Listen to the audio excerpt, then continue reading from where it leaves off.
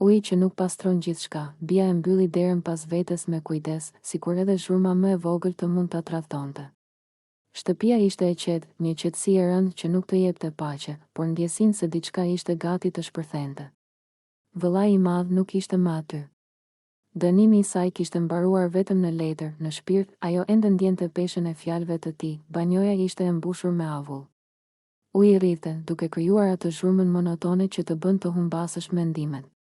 Bia ul në vask për t'u qetësuar, për të ikur nga gjithçka që kishte bërë, nga puthja që kishte thyer një vit të padukshme, nga ndjenja e fajit që e përndiqte.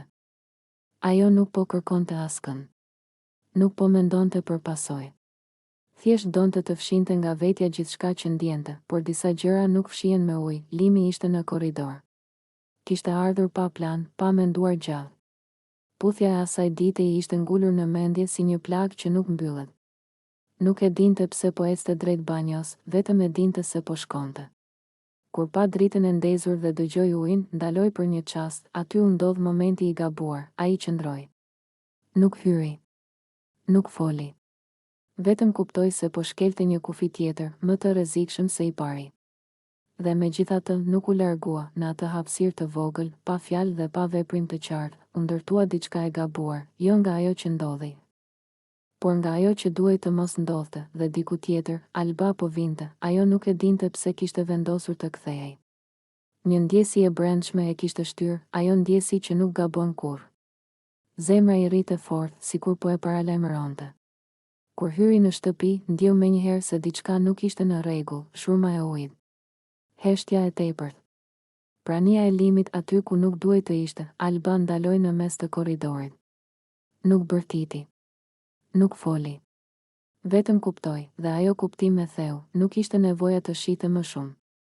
Mendja e saj e plotësoi vetë skenën. Zemra e saj e përjetoi dhimbjen përpara se sytë të konfirmonin ndonjë gjë. Ajo u mbështet pas murit, sikur trupi nuk po e mbante më. Lotët erdhen menjëherë, jo si më parë. Jo të qetë, por si një shpërthim i mbajtur gjallë. Shpatullat ju drodhen. Fryma ju pre. Dora ju ngjit të gjoksi, sikur zemra po i qahej nga brenda, kaq. Pëshpëriti me zë të thyer.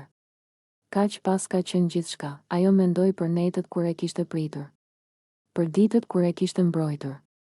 Për herët kur kishte zgjedhur të besonte, edhe kur diçka brenda saj i thoshte të mos e bënte. Për gjithçka që kishte dhënë pa kërkuar asgjë mbrapsht, unë të kam ndihmuar jashtë. Tha mes lotëve, duke ju dridhur zëri. Të kam mbajtur kur s'kishe askën. Dhe ti, fjalët ju shuan, limi u kthye. E pa.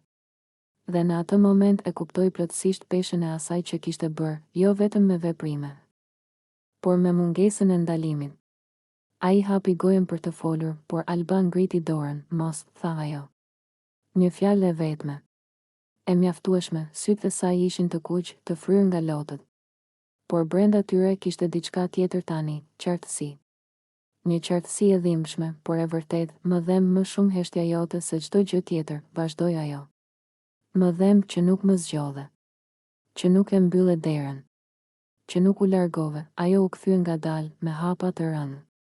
Çdo hap ishte një ndarje. Çdo hap ishte një copë zemre që linte pas. Nuk vrapoi. Nuk dramatizoi. Vetëm u largua, në banjo, uji vazhdonte të rrinte. Bia e kuptoi se diçka kishte ndodhur. Ajo doli më vonë. E zbehur, e thyer nga ajo që kishte shkaktuar pa e menduar. Vëllai i madh u kthye më pas dhe shtëpia u mbush me zëra, me tension, me pyetje pa përgjigje, por Alba nuk ishte më aty, ajo ecte vetëm në rrugë, me lotë që i rridhnin pa pushim. Nuk dinte ku po shkonte. Vetëm dinte se nuk mund të qëndronte më aty ku nuk respektohej. Në atë natë, Alba e humbi limin. Por fitoi diçka tjetër, veten, sepse ka momente në jetë kur e vërteta të shkatëron, por të shpëton njëkohësisht. Dhe ajo e vërtet, sado e dhimbshme, e çliroi, uji mund të lajë trupin, por vetëm largimi mund të pastrojë shpirtin.